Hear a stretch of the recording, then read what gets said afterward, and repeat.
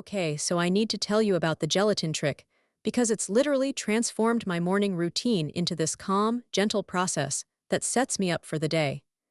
I used to wake up feeling sluggish, but since I started incorporating the gelatin trick, I've noticed I can drop that heavy, lethargic feeling and actually enjoy my mornings.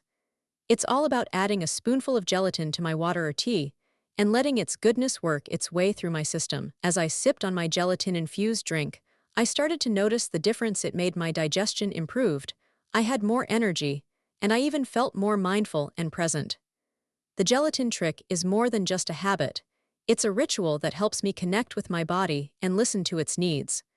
By making this simple change, I've been able to wake up without the bloat and feel more grounded throughout the day. If you're curious about how to make the gelatin trick a part of your daily routine, check out the link in my description for more details. And be sure to take a look at the pinned comment below for some helpful tips to get you started. Now, you can experience the gelatin trick for yourself and start your day off on the right foot.